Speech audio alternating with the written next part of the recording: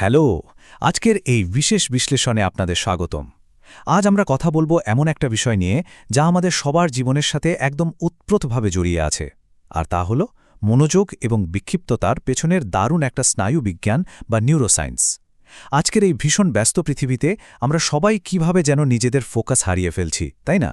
তো চলুন সরাসরি মূল বিষয়ে প্রবেশ করা যাক এবং দেখি কিভাবে আমাদের মস্তিষ্ককে নতুন করে সাজিয়ে নেওয়া যায়। আজকের এই আয়োজনে আমরা ধাপে ধাপে মূলত 5টি জিনিস দেখব। ডোপামিন আসলে কি, কিভাবে আমাদের মনোযোগ হাইজ্যাক হচ্ছে, কেন ডোপামিন ডিটক্স প্রয়োজন, সফল ডিটক্সের 3টে বাস্তবসম্মত ধাপ এবং দীর্ঘমেয়াদী লক্ষ্য অর্জনে এর ভূমিকা। আচ্ছা, একটা সত্যি কথা বলুন তো, কেন ঘন্টার পর ঘন্টা সোশ্যাল মিডিয়ায় অনায়াসে স্ক্রোল করা আমাদের কাছে একদম ডালভাত মনে হয়, অথচ অফিসের কোনো গুরুত্বপূর্ণ কাজ বা পড়াশোনা 10 মিনিট একটানা করতে গেলেই মনে হয় পাহাড় ঠেলছি। এই আধুনিক যুগের সবচেয়ে বড় সংগ্রামটাই হলো আমাদের এই ডিজিটাল বিক্ষিপ্ততা। আমরা চাইলেও অনেক সময় গুরুত্বপূর্ণ কাজে ফোকাস ধরে রাখতে পারি না। আর এই যে আমাদের রোজকার যুদ্ধ, এর একটা দারুণ বৈজ্ঞানিক সমাধান দেওয়া আছে থিবো মেরিসের লেখা ডোপামিন ডিটক্স বইটিতে। আমাদের আজকের এই পুরো আলোচনাটা মূলত এই বইয়ের উপর ভিত্তি করেই। লেখক এখানে চমৎকারভাবে বুঝিয়েছেন কিভাবে আমাদের এই বিক্ষিপ্ত মনকে সুশৃঙ্খল করা যায়। তো শুরুতেই চলুন একটু জেনে নেওয়া যাক মোটিভেশন বা প্রেরণার পেছনে আসলে কোন বিষয়টি কাজ করে, মানে এই ডোপামিন জিনিসটা আসলে কি আর এর কাজটাই বা কি। আমাদের সবার ভেতরেই ডোপামিন নিয়ে একটা কমন ভুল ধারণা আছে। আমরা অনেকেই ভাবি ডোপামিন মানেই বোধহয় আনন্দ বা প্লেজার। আসলে কিন্তু বিষয়টা তা না। ডোপামিন হলো এমন একটা নিউরোট্রান্সমিটার যা মূলত আমাদের ভেতরে কোনো কিছু পাওয়ার তীব্র একটা প্রত্যাশা বা অ্যান্টিসিপেশন তৈরি করে। মানে ধরুন, এটা হলো সেই ড্রাইভ বা চালিকা শক্তি যা আমাদের কাজ করতে বাধ্য করে। একদম আদিম যুগে মানুষকে বেঁচে থাকতে আর বংশবৃদ্ধিতে সাহায্য করার জন্যই প্রাকৃতিকভাবে এই সিস্টেমটা তৈরি হয়েছিল। এখন আসল সমস্যাটা কোথায় জানেন? সমস্যাটা লুকিয়ে আছে বিবর্তনের সাথে বর্তমান পরিবেশের বিশাল একটা গ্যাপে। সেই আদিম যুগে খাবার বা বেঁচে থাকার রসদ ছিল খুবই দুষ্প্রাপ্য। তখন ডোপামিন মানুষকে শিকার করতে মোটিভেট করত। কিন্তু এখনকার যুগে আমাদের চারপাশে এখন তথ্যের আর খাবারের প্রাচুর্য। আমাদের সেই আদিম মস্তিষ্ক চারপাশের এই অতিরিক্ত উদ্দীপনা, মানে এই হাই স্টিমুলেশন, ঠিকমতো প্রসেস করতে পারছে না, আর তাতেই তৈরি হচ্ছে এই বিশাল ভারসাম্যহীনতা। আর আমাদের মস্তিষ্কের এই দুর্বলতার সুযোগটাই নিচ্ছে বর্তমান সময়ের আধুনিক প্রযুক্তি।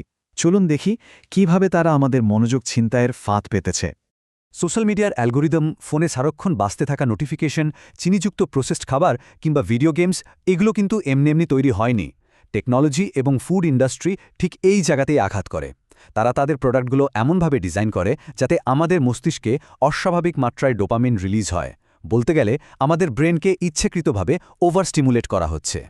বিষয়টা একটু গভীরভাবে ভাবলে অবাক হবেন। বর্তমান দুনিয়ায় ফোকাস বা মনোযোগ হল সবচেয়ে দুষ্প্রাপ্য এবং দামি একটা সম্পদ। বড় বড় টেক জায়ান্টরা বিলিয়ন বিলিয়ন ডলার ঢালছে শুধু আপনার এই মনোযোগটুকু কেড়ে নিয়ে ধরে রাখার জন্য।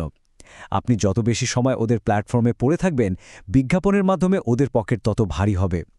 সত্যি বলতে কি, ফোকাস এখন আর আমাদের নিজস্ব কন্ট্রোলে নেই। এটা আক্ষরিক অর্থেই হাইজ্যাকড বা ছিনতাই হয়ে গেছে। বইটিতে খুব সুন্দর একটা উদাহরণ দেওয়া হয়েছে, হ্যামস্টার হুইল। আমরা ডিজিটাল দুনিয়ায় ঠিক ওই চাকার ভেতর দৌড়াতে থাকা ইঁদুরের মতো অনবরত স্ক্রোল করছি, একটা লাইক বা কমেন্টের আশায় বসে থাকছি, পরবর্তী ডোপামিন হিটের জন্য পাগলের মতো ছুটছি। কিন্তু এই দৌড়ের তো কোনো শেষ নেই, আর দিন শেষে এটা কিন্তু আমাদের কোনো সত্যিকারের মানসিক সন্তুষ্টিও দেয় না, শুধুই একটা অন্তহীন চক্র। তো এই যে অন্তহীন একটা ফাঁদ, এখান থেকে বেরোয়ার উপায় কি? ঠিক এখানেই আসে আমাদের আজকের মূল বিষয়, ডোপামিন ডিটক্সের ধারণা। দেখুন, আমাদের ব্রেন এই অতিরিক্ত উদ্দীপনা এতটাই অভ্যস্ত হয়ে গেছে যে এখন বই পড়া বা কোনো গভীর চিন্তার কাজ করাটাকে আমাদের কাছে চরম বোরিং লাগে। ডোপামিন ডিটক্সের আসল কাজটাই হলো এই হাই স্টিমুলেশন বা অতি উদ্দীপনার মাত্রাটাকে একদম কমিয়ে আনা।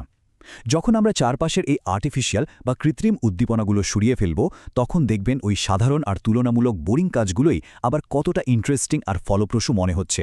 এখন প্রশ্ন হলো, ডিটক্স করবেন কিভাবে? লেখক এখানে ডিটক্স করার কয়েকটা লেভেলের কথা বলেছেন। আপনি চাইলে পুরোপুরি 48 ঘন্টার একটা হার্ডকোর ডোপামিন ডিটক্স করতে পারেন, যেখানে সব ধরনের বাহ্যিক উদ্দীপনা থেকে আপনি একদম ডিট্যাচড থাকবেন। অথবা চাইলে 24 ঘন্টার ডিটক্স বা প্রতিদিনের রুটিনে একটা নির্দিষ্ট সময়ের জন্য আংশিক ডিটক্সও বেছে নিতে পারেন। যার যার সুবিধা আর রুটিন অনুযায়ী যে কোনো একটা পদ্ধতি বেছে নিয়ে মস্তিষ্ককে জাস্ট একটা রিস্টার্ট দেওয়া আর কি। এবার চলুন একদম প্র্যাকটিক্যাল কথায় আসি, সফলভাবে ডিটক্স করার সেই 3টে ধাপ আসলে কি কি? সফলভাবে ডোপামিন ডিটক্স করার জন্যে এবং ফোকাস ফিরিয়ে আনার জন্যে বইটিতে মূলত এই 3টে সুনির্দিষ্ট বা কংক্রিট ধাপের কথা বলা হয়েছে। চলুন প্রতিটি ধাপ একটু বিস্তারিত দেখা যাক। প্রথম ধাপটা হলো নিজের সাথে একদম পারফেক্টলি সৎ হওয়া। আপনাকে খুঁজে বের করতে হবে ঠিক কোন জিনিসগুলো আপনার মনোযোগ সবচেয়ে বেশি নষ্ট করছে। একটা কাগজ নিয়ে 2টো কলাম করে ফেলুন। একদিকে লিখুন ডিটক্সের সময় কি কি করা যাবে, যেমন ধরুন হাঁটা বা বই পড়া। আর অন্যদিকে লিখুন কি কি একদমই করা যাবে না, যেমন সোশ্যাল মিডিয়া ব্যবহার বা ইন্টারনেট সার্ফিং। এই তালিকাটা আপনাকে নিজের দুর্বলতাগুলো সম্পর্কে চরমভাবে সচেতন করে তুলবে। দ্বিতীয় ধাপে আমরা ব্যবহার করব ফ্রিকশন বা বাধার একটা দারুণ ট্রিক। যে বদভ্যাসগুলো আমরা ছাড়তে চাই সেগুলোর পথে ইচ্ছা করে কিছু ফিজিক্যাল বাধা তৈরি করতে হবে, যেমন কাজের সময় ফোনটা অন্য রুমে রেখে আসা বা ইন্টারনেটের রাউটার অফ করে দেওয়া। ব্যাপারটা খুবই সিম্পল, মানুষ স্বভাবতই একটু অলস হয়, তাই কোনো কাজ করা যত কঠিন হবে অবচেতনভাবেই সেই কাজটা করার ইচ্ছে আমাদের তত কমে যাবে। আর তৃতীয় ধাপটা খুবই ক্রুশাল, সকালের রুটিন। সকালে ঘুম থেকে উঠেই প্রথমে ফোন চেক করা মানেই হলো দিনের শুরুতেই ব্রেনকে বিশাল একটা ডোপামিন শট দেওয়া। এর বদলে আমাদের একটা স্ক্রিন ফ্রি মর্নিং রুটিন দরকার। সকালে কিছুটা সময় মেডিটেশন করা, হালকা স্ট্রেচিং বা আজকের দিনে কি কি অর্জন করতে হবে তা লিখে ফেলা যেতে পারে। বিশ্বাস করুন, এই ছোট কাজগুলো আপনার পুরো দিনের জন্য একটা দারুণ শান্ত এবং ফোকাসড পরিবেশ তৈরি করে দেবে। এই যে এতক্ষণ ধরে আমরা ডিটক্স নিয়ে কথা বললাম, এখন একদম শেষ পর্যায়ে চলে এসেছি। এই পুরো প্রক্রিয়ার সাথে আমাদের জীবনের বড় লক্ষ্যগুলোর সম্পর্কটা আসলে কি? এখানে সবচেয়ে গুরুত্বপূর্ণ পয়েন্টই হচ্ছে মোহ আর বাস্তবতার পার্থক্য বোঝা।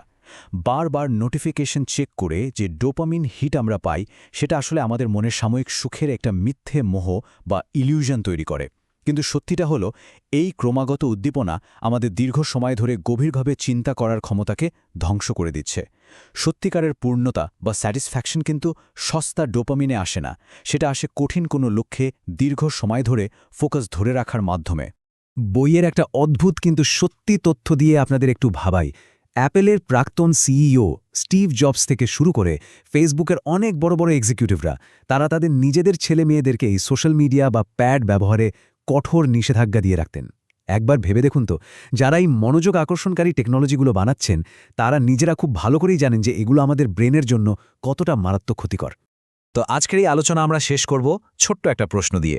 একটু ঠান্ডা মাথায় গভীরভাবে ভাবুন তো, আপনার এই যে প্রতিদিনের অন্তহীন স্ক্রোলিং বা ডিজিটাল অভ্যাসগুলো, এগুলো কি আপনাকে আপনার জীবনের চূড়ান্ত লক্ষ্যগুলোর দিকে এক ধাপও এগিয়ে নিয়ে যাচ্ছে, নাকি আপনাকে শুধু ওই হ্যামস্টার হুইলেই আটকে রেখেছে? উত্তরটা যদি না হয়, তাহলে হয়তো আজ থেকেই আপনার একটা ডোপামিন ডিটক্স শুরু করার সময় এসেছে। আমাদের এই বিশ্লেষণের সাথে থাকার জন্য অনেক ধন্যবাদ। আশা করি আজকের এই সেশনটা আপনাদের নতুন করে ভাবতে সাহায্য করবে।